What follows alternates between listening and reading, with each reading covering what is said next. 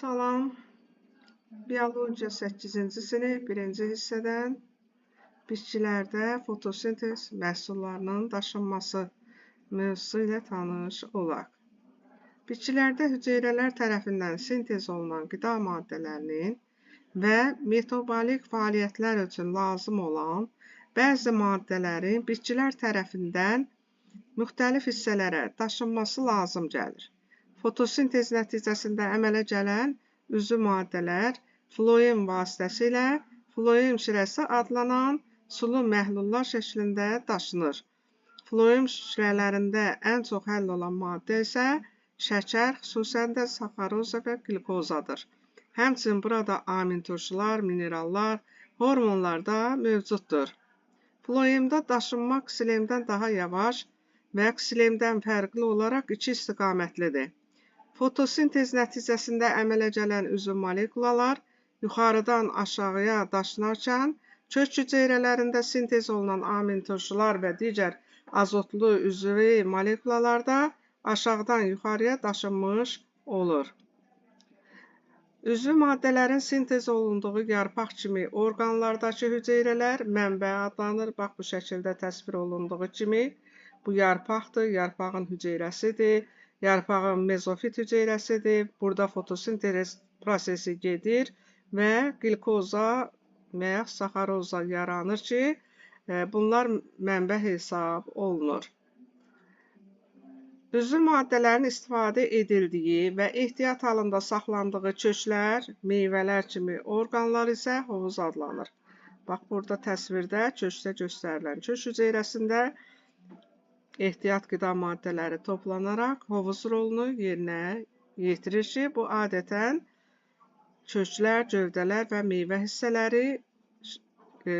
hissələrində yerləşir ki, onlar şəkər hovuzları hesab olunur. Kök yumruları və soğanaq kimi ehtiyat qida maddələri toplayan orqanlar mövsümdən asılı olaraq mənbə və yaxud da ki, hovuz rolunu oynaya bilərlər. Üzvü maddələrin daşınması qeyd elədik ki, mənbə olaraq yarpağın mezofit hüceyrələrində fotosintez məhsullarından ibarət olur.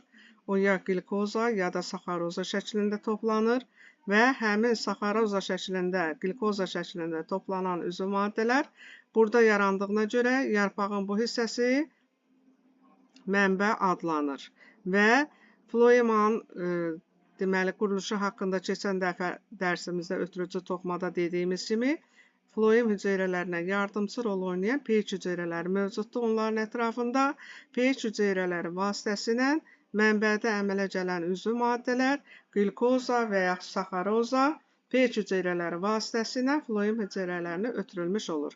Həmçinin floem hüceyrələri ksilem hüceyrələri ilə əlaqədə olur. Ksilem hüceyrələrindən su molekulunu qəbul eləmiş olur. Bildiyiniz kimi üzvü maddələr suda həll olmuş məhlullar şəklində floem borları ilə digər orqanlara, lazımi yerlərə, köklərə, gövdəyə və yaxud da ki, meyvə və toxumlara meyvələrə aparıla bilər.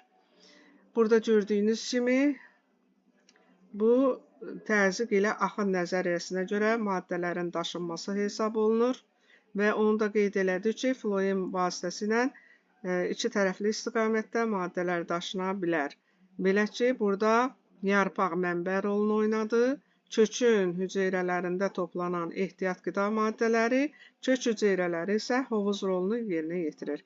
Yəni, ehtiyat qida toplanan hüceyrələr isə hovuz adlanır. Sərf olunan və ehtiyat toplanan yer hovuz hesab olunur. Bax, burada da gördüyünüz kimi floem hüceyrələri vasitəsilə pH hüceyrələrini keçərək kökün hovuz adlanan hüceyrələrində toplanmış olur. Şəkər hovuzu şəkəri əsasən hovuza yaxın olan mənbədən almış olur. Düşün, müzakirə et, paylaş. Sizcə, nə üçün insanlar bəzi çiçəkləri və ya cavan meyvələri qoparıb bitkilərdən ayırırlar? Fikrinizi əsaslandırın. Bildiyiniz kimi, istərsə çiçək olsun, istərsə meyvələr, onlar hovuz hüceyrələri adlanır. Yəni, bitkinin mənbələrində, yəni yarpağında əmələ gəlmiş ehtiyat qida maddələri çiçəklərə və ya cavan meyvələrə daşınır. Bu meyvələr həddindən artıq yaxud çiçəklər həddindən artıq çox olarsa, bu zaman meyvələrin keyfiyyəti aşağı düşmüş olur. Çünki onlara daşınan ehtiyat qida maddələri hovuz hüceyrələrində toplanmaq üçün çatışmır. Ona görə də çiçəklərin və yaxud cavan meyvələrin bir hissəsi qoparılıb ayrılır ki, yerdə qalan meyvələr daha və yaxud çiçəklər daha yaxşı keyfiyyətli olsun. Öyrəndiklərinizi tətbiq edin.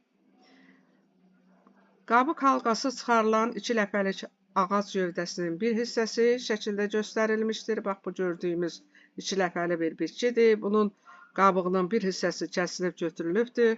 Qabıq halqasının çıxarılması ötürücü toxumadan bir qrupuna təsir göstərsə də digərinə heç bir zərəri yoxdur. Bildiyiniz kimi, qabıqda floem hüceyrələri yerləşir. Bu halqa şəklində qabıq kəsilib götürüləndə floem borları zədələnmiş olur və beləliklə də yarpaqlarda əmələ gələn üzüm maddələrin digər orqanlara, gövdəyə və yaxud da ki, kökə ötürülməsi təmin oluna bilmir.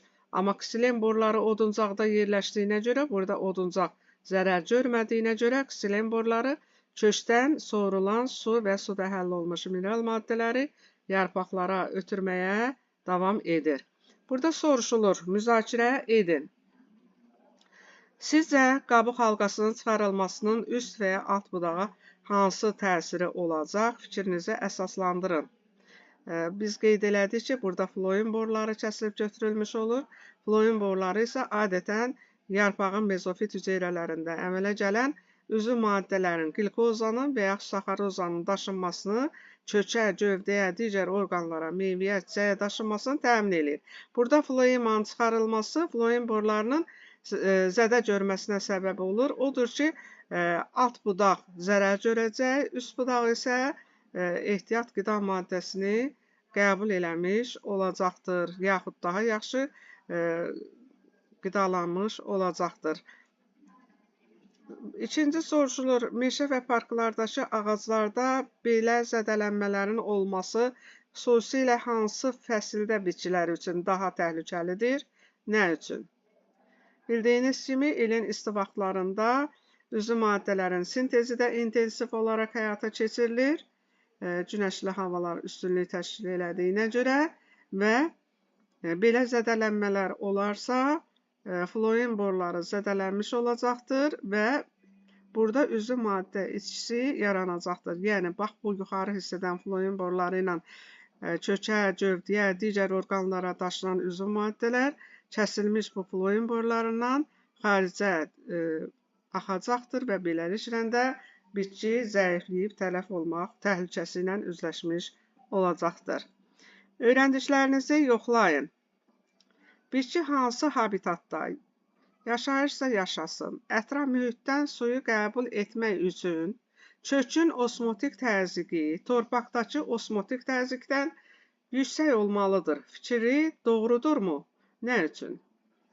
Biz qeyd eləmişdik ki, bitkilərdə kökün əmci telləri vasitəsilə soğurucu zonada torpaqda olan su və suda həll olmuş mineral maddələr qəbul olunur və kökün hüceyrələrinə mərkəzdə yerləşən kök borucuqlarına daşınmış olur. Burada isə deyir ki, hansı habitatda, yəni harada məskunlaşırsa məskunlaşsın, kökün osmotik təzyiqi torpaqdakından yüksək olmalıdır. Bu fikir səhvdir. Çünki bildiyiniz kimi su molekulalarının yüksək konsentrasiyası olan mühitdən su molekulalarının daha az konsentrasiyası olan mühitə doğru hərəkəti sayəsində suyun diffuziyası osmoz adlanır. Əgər kökdə olan təzyiq onu əhatə edən torpaqdakı təzyiqdən yüksək olarsa, yaxud da ki, su potensialı kökdə yüksək olarsa, bu mühitdən suyun kökə keçməsinin qarşısını bir növ almış olacaqdır. Ona görə də bu fikir yanlışdır. İkinci, sizcə ilin soyuq fəsillərində bitkilərdə maddələrin daşınmasının zəifləmə səbəbi nədir? Fikrinizi əsaslandırın. Bildiyiniz kimi hava soyuq olanda suyun buxarlanması da azalır su buxarlanması azalırsa, yarpağın soruculuq qüvvəsi də aşağı düşmüş olur və belə olan təqdirdə həm də temperatur aşağı düşmüş şəkildə olduqda torpaqlarda da suyun və suda həll olunmuş mineral maddələr aşağı düşmüş olur və beləliklə də zəifləmə səbəbi yaranır ki, bu həm də bir növ müdafiə rolunu oynayır. Qış fəslində və yaxud soyuq vaxtlarda bitkini şaxtadan donburmasının qarşısını alan bir vasitə hesab olunur. Üçüncüyə baxırıq, fotosintez məhsulları ksilen borularında niyə daşınmır?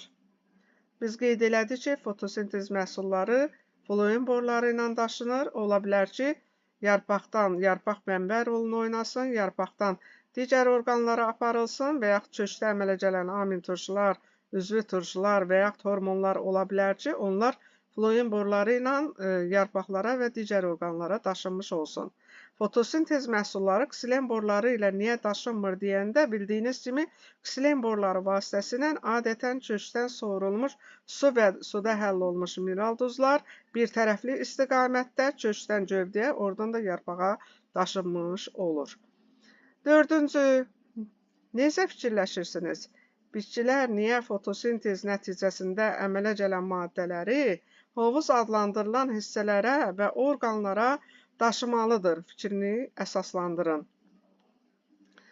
Deməli, bildiyiniz kimi fotosintez məhsulları mənbə adlanan hüceyrələrdə əmələ gəlir. Buna biz misal olaraq yarpağın deməli mezofit hüceyrələrində gedən fotosintez nəticəsində əmələ gələn glikoza və ya saxarozanın daşınmasını misal göstərdik. Hansı ki, o hovuz adlanan deməli orqanlara daşınaraq, orqan hüceyrələrinə daşılaraq orada ehtiyat halında saxlanılır və növbəti lazım gələndə ondan yenidən istifadə olunmuş olur. Ona görə də fotosintez nəticəsində əmələ gələn maddələr hovuz adlanan hissələrə daşınır ki, ehtiyat halında saxlanılmış olsun. Bugünkü dərsimiz bu qədər. Qalanları növbəti dərsimizdə. Sağ olun.